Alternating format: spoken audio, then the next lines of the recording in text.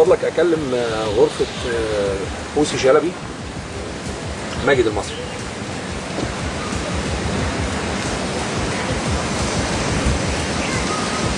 نعم ليلى. طيب خلاص اوكي شكرا. باي. الحمد لله انها ليلى. انا بقى افرقها على دبي. الى مشاهدي قناه النهار في الوطن العربي وفي العالم العربي، معكم ماجد المصري من دبي الشقيقة.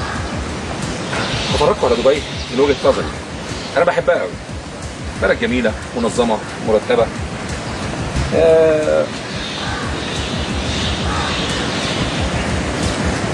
دي ثالث مرة اجي في مهرجان السينما في نفس الاوتيل. اول مرة كانت ليا اول ما كان عملوا مهرجان سينما، كنا احنا اول مدعوين يعني، كنا بنجيب إدارة خاصة فنانين كتير من مصر والوطن العربي، وحبيت ان انا اجي هنا تاني. بلد جميلة قوي، مريحة منظمة، ان شاء الله نقضي معاكم وقت كويس.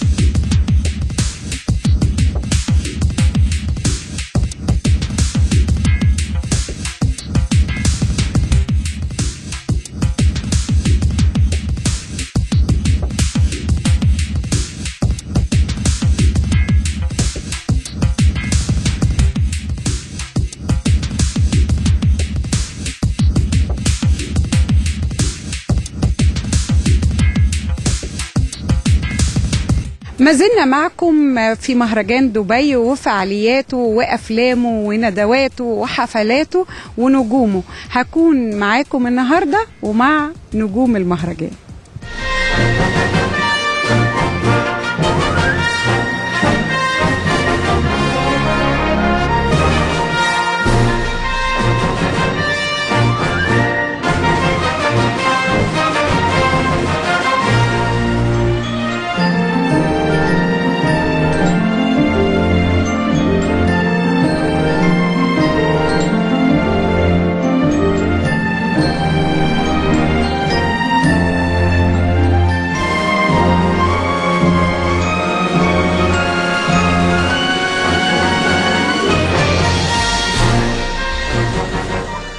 كنا معاه في مهرجان أبو ظبي مع أسماء والتحرير وحصد الجوائز في المهرجان، وكان نفسنا يكون بنات العم جاهز عشان يكون معانا في مهرجان دبي، ولكن لسه بيتصور فملحقش ان يدخل مهرجان دبي، وان شاء الله هنشوفه على اجازة نص السنة. ولكن محمد حفظي موجود هنا مع ندوة مهمة جدا هيكلمنا عنها، وهيكلمنا عن مشاركته في مهرجان دبي. منور المهرجان يا محمد. الله يخليكي. مسيح بوسي، ازيك؟ عامله ايه؟ يعني دايما كده بنبسط ان انت كل مهرجان بيبقى عندك افلام وبترجع بجوائز لمصر، وبيبقى عندك حاجات كتير كل مهرجان بتقدمها. انا حريص من زمان ان انا اشارك في المهرجانات، مش بس بالافلام، يعني مشاركه من خلال الندوات واللقاءات اللي بيعملوها ما بين المنتجين والموزعين يعني الكو برودكشن، هذه النوعيه من الفتح اسواق طبعا، وتعاون مع يعني جهات مختلفه. لان احنا مصر بالرغم ان احنا الرواد في صناعه السينما في العالم العربي، بس احنا عندنا نوع من الاكتفاء الذاتي، ما بنحاولش ان احنا نتعاون كتير مع منتجين اخرين، او يعني ما بتلاقيش مثلا مصر فيلم مصري لبناني او فيلم مصري اردني او فلسطيني. يعني دي اعتقد انها حاجه مش عارف ليه، يمكن عشان احنا عندنا اكتفاء ذاتي ما بنحاولش نعمل ده، بس هم محتاجين يتعاونوا معانا. واحنا كمان عشان افلامنا بتنزل في دار العرض، افلامنا بتنزل في التلفزيونات، فهم كمان عايزين السوق المصري، يعني عايزين يتواجدوا ليهم نسخ في دار العرض المصريه. فانا ملاحظ ان في اهتمام كتير قوي، ان مشاريع كتير قوي من المتقدمه في سوق الانتاج المشترك مثلا بيبقوا مهتمين انهم يقعدوا معايا يعرفوا اذا كان في امكانيه الانتاج المشترك ان الافلام دي تنزل في مصر. بس انا يعني صراحه كان نفسي يعني السينما المصريه في مهرجان دبي، يعني في المسابقه الرسميه فيلم واحد، كان نفسي يبقى يعني عندنا اكتر من فيلم، والمغاربه هنا والاردنيين يعني شادين حلوهم السنه دي. بس الحمد لله في الافلام القصيره عندنا فيلمين او 3 وفيلمين في مسابقه الافلام الوثائقيه، فيعني عندنا تواجد في دبي السنه دي. وانا اساسا جاي عشان كان عندي ندوه عن تطوير السيناريو، وكان ندوه بالمشاركه مع 3 منتجين، 2 امريكان ومنتجه ايطاليه، وكنا بنتكلم عن يعني بنحاول الناس تسال يعني ايه الخطوات الصحيحه وايه المفروض يتعمل عشان المنتج يشتغل مع كاتب المخرج ان هم يطوروا السيناريو. دي يعني انا بعتبر دي مهنتي الاساسيه طبعا. يعني انت عامل ورشه، فلازم تاخد الافكار الجديده والتطور الجديد، وخصوصا احنا زي ما قلت لينا الرياده، ولكن انا شايفه دلوقتي بقت المهرجانات العربيه بتنفتح بسرعه جدا، وبرغم ان يعني ما بقالهاش سنين طويله، ولكن شايفاها يعني بتختصر سنين كبيره راحت يعني ما كانتش عندها يعني. ايوه مظبوط. فده برضو حلو ان انت بتنقل كل الافكار الجديده للي ما عندهمش امكانيات انهم كتاب سيناريو انهم يسافروا او يشوفوا. مظبوط. واحنا لازم في مهرجان القاهره لازم يعني نحاول، احنا عندنا يعني مهمه صعبه جدا ان احنا نحاول يعني المسافه اللي موجوده بالذات المهرجان ما اتعملش السنه دي، فيعني اعتقد ان احنا في 2012 لازم نعمل مهرجان بيقدم نفس الخدمات دي ونفس الافكار دي، بل ان احنا يعني لازم نبقى رواد كمان في الحته دي، ومش بس ضيوف والنجوم اللي هيجوا، لا بس بتكلم ان احنا ازاي نخدم الصناعه المحليه، ازاي نخدم المخرجين الصغيرين المصريين يتعرفوا على ازاي يفتحوا نفسهم على يسوقوا نفسهم حتى الاسواق العالميه والعربيه يعني. فاحنا مهرجان القاهره السنه الجايه اعتقد ان هو هيبقى يعني تحدي، هيبقى تحدي بالنسبه لنا، وهيبقى ليه شكل تاني واحنا بدانا يعني من دلوقتي بدانا نشتغل بنحضر للدوره الجايه يعني.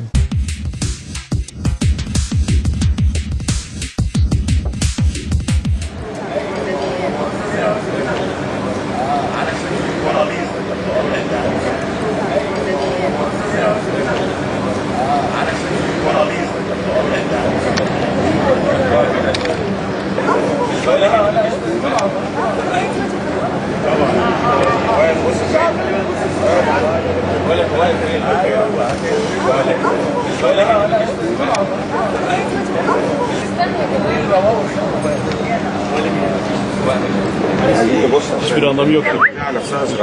هاي صباح الفل يا سمرة. صباح الخير. صباح الخير. ازيك يا سمير؟ عامل ايه؟ عموغة عايز اجي بس عايز اقنعك. ازيك عم سمرة؟ صباح الفل، انت منور. استاذ هاني زي حضرتك. صباح بونجور يا رانا.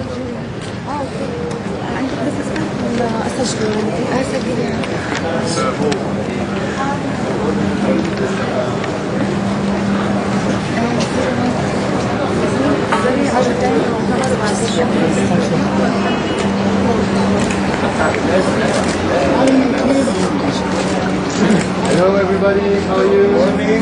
Morning. Good morning. Good afternoon. Good afternoon.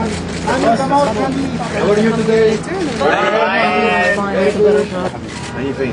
Here. Where are you from? في حد مصري فيكم؟ ايوه. يلا. لا بس انا مصري. لا مصر اهو. في واحد سوري بيمكن حاجة؟ هون واحد صحيح. اديني برنامج فاشل على فكرة.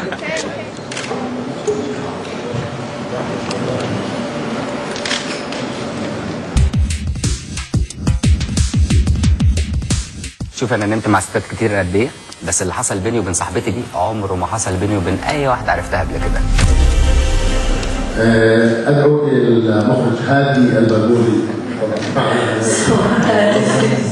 Come on stage.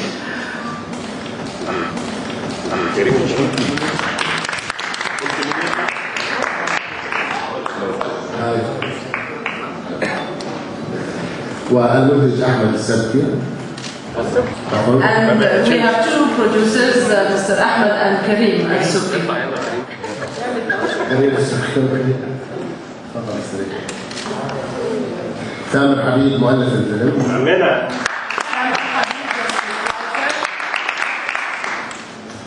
رانيا يوسف. رانيا يوسف. من هنا. هاني سلامة.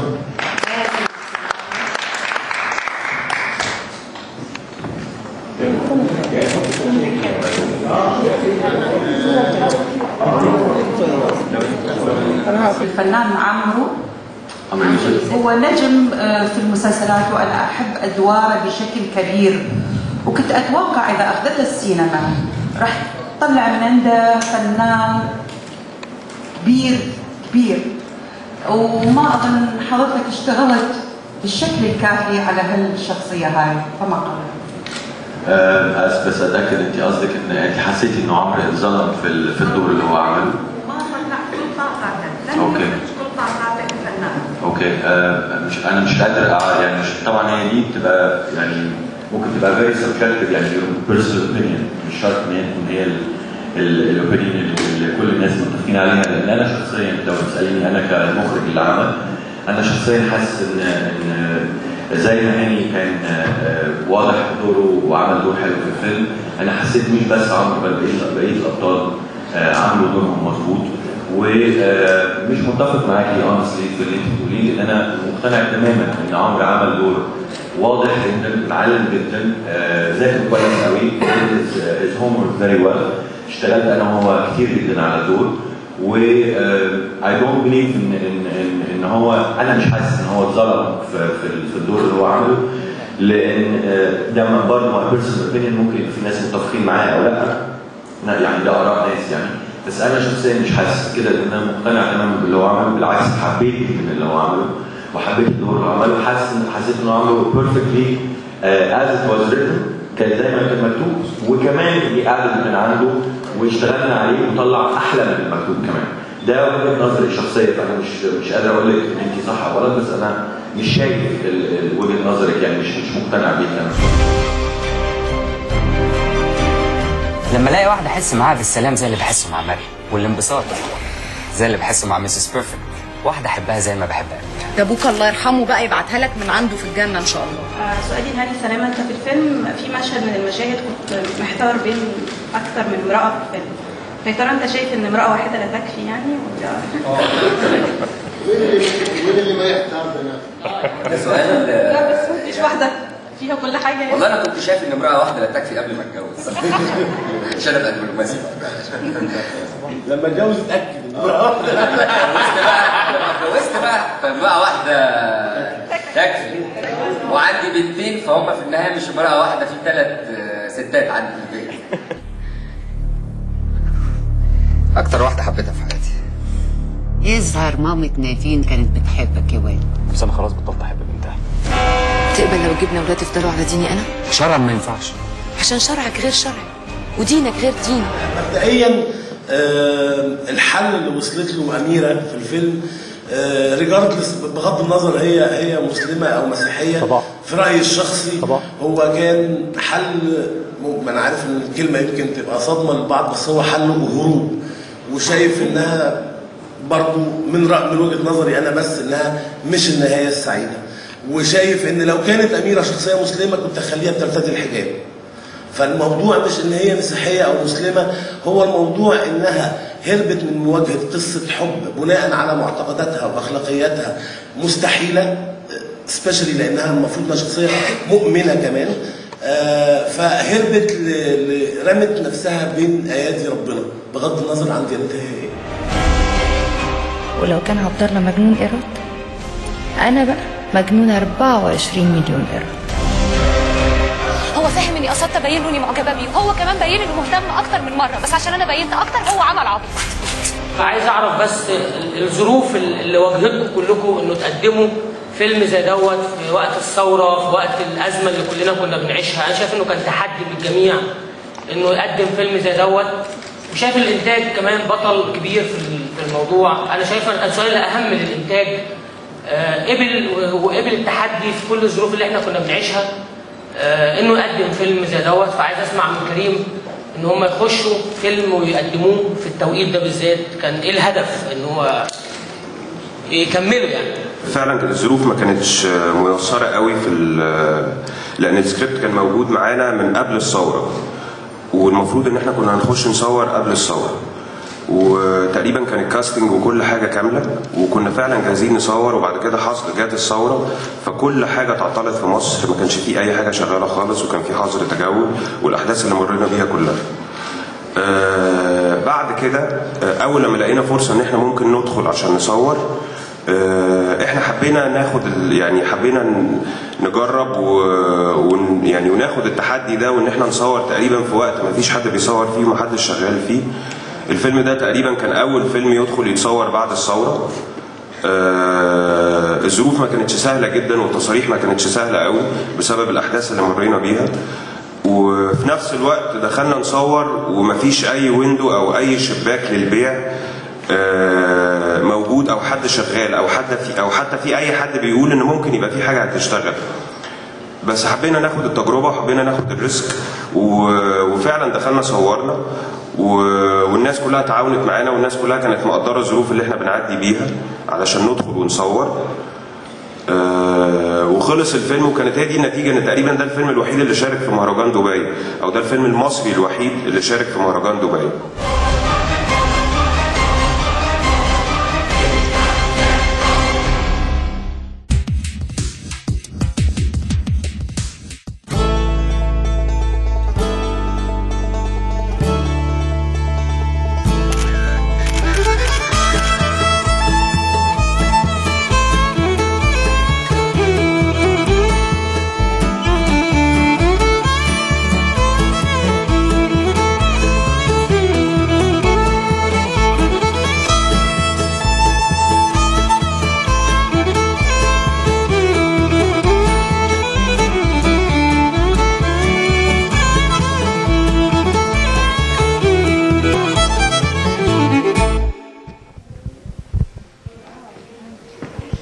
الحمد لله على السلامة. الله يسلمك. يعني راس السنة والكريسماس بتجذبنا كلنا، والشجرة بتجذبنا. ده حقيقي. ما جيتيش الافتتاح ولسه واصلين انت وهاني سلامة علشان خاطر الفيلم، بقول لك ألف مبروك. ويعني من كان لدبي السنة دي سنة المهرجانات. الحمد لله. الفيلمين 4 أفلام عملتهم السنة دي، 2 منهم راحوا صرخة نملة، راح مهرجان كان، وواحد صحيح جه مهرجان دبي.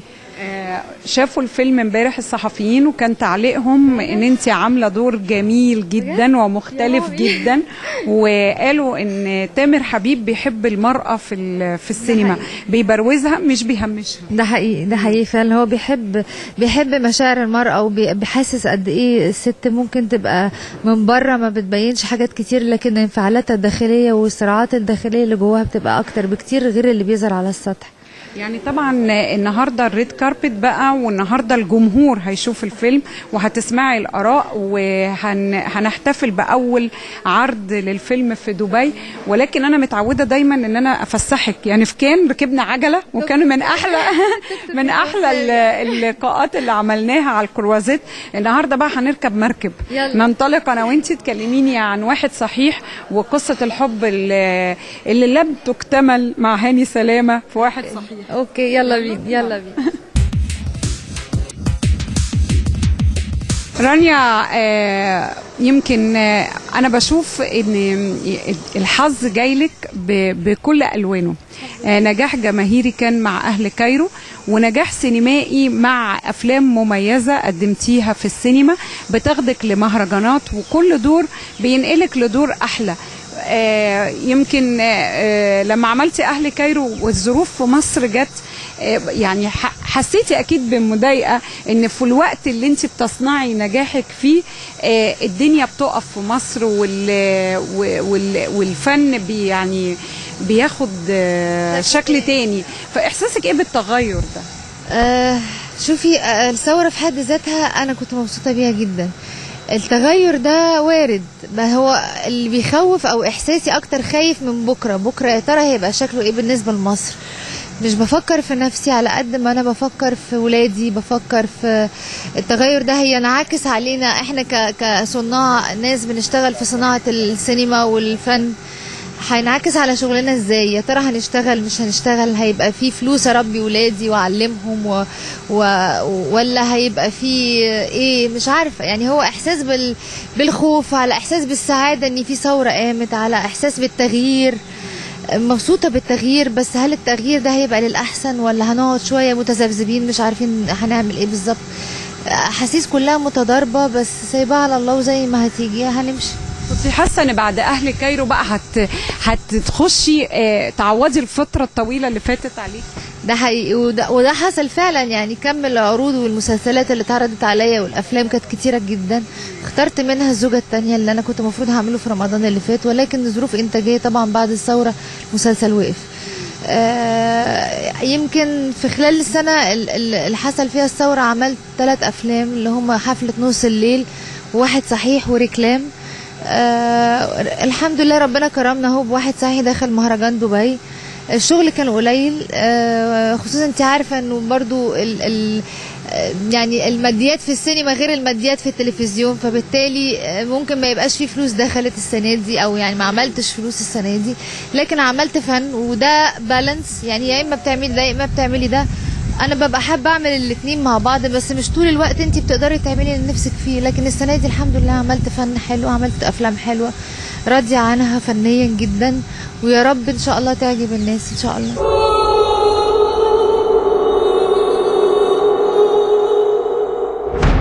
النبي يا باشا انا اخر واحده اتكلم عن الحلال والحرام. ما تلموا نفسكم، انا اللي بتتعوج عليا بصفرها 2 سنين في القنار.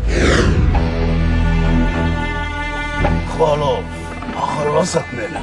لا لا لا، فين القتله دي؟ المرة اللي تطلع اسرار السرير لازم تموت. احنا دلوقتي اقوى منها، وانا بقى هعرف اعلمها الادب.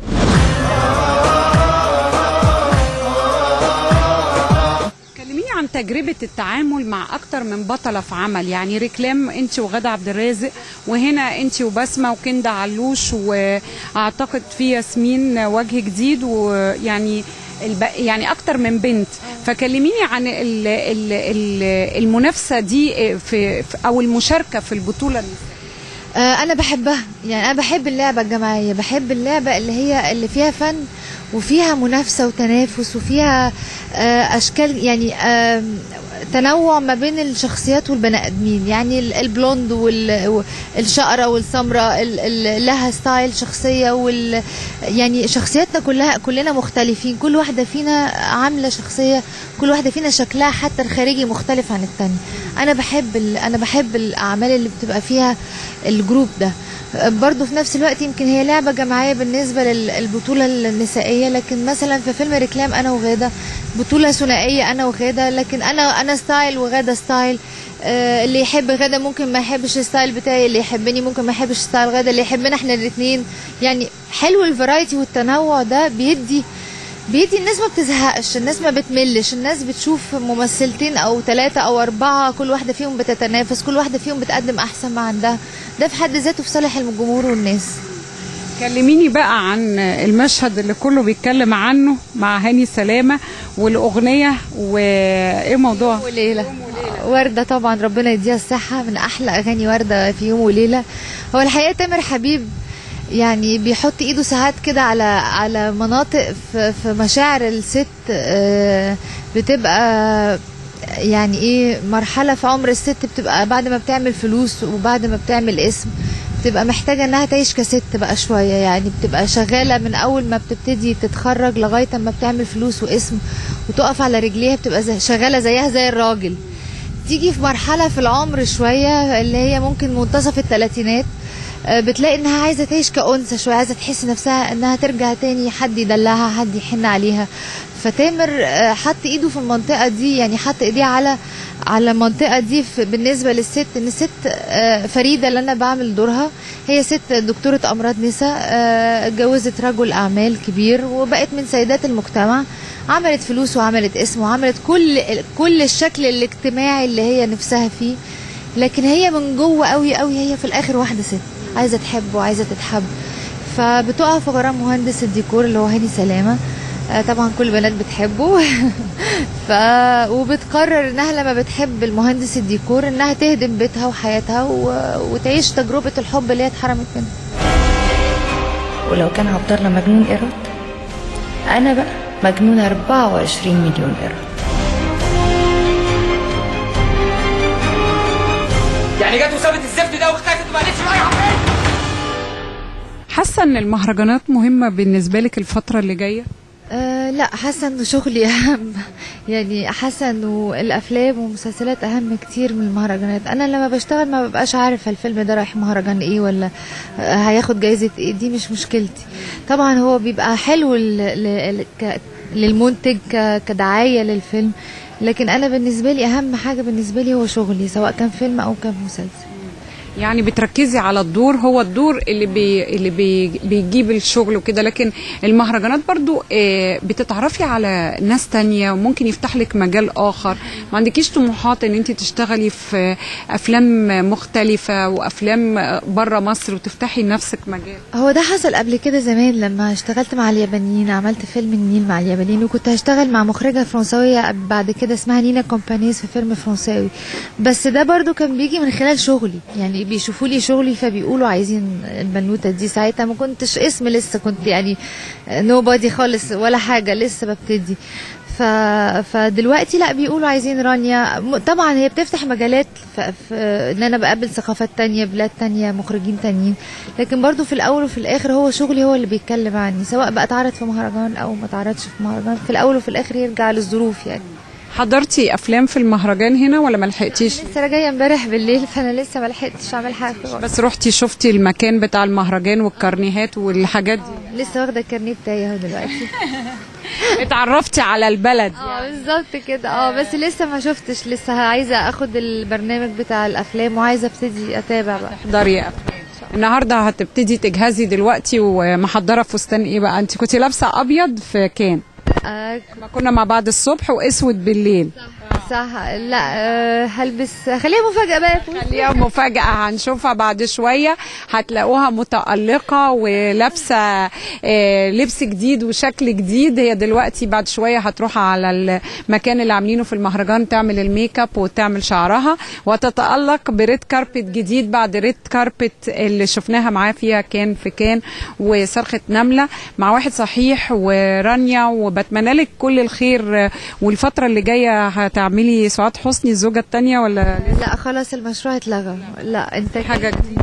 والله لسه يعني في كم حاجة بقراها كده، ان شاء الله ربنا يكرم ان شاء الله ونشتغلها السنة دي ان شاء الله. لكن ما استقرتيش على عمل؟ لا لسه، ولا سينما ولا تلفزيون؟ ولا سينما ولا تلفزيون. انا مستنية، انا مش عايزة اتسرع واخد اي رياكشن دلوقتي. انا مستنية اشوف رد فعل واحد صحيح مع الناس، رد فعل ريكلام، رد فعل حفلة نص الليل. لان بالنسبة لي حفلة نص الليل بطولة، ريكلام بطولة ثنائية، وواحد صاحب بطولة جماعية. فأنا مستنية أشوف ردود فعل الناس والجماهير وثلاث شخصيات مختلفة وثلاث قصص مختلفة. عايزة أشوف رد الفعل الأول قبل ما أتعاقد على أي حاجة.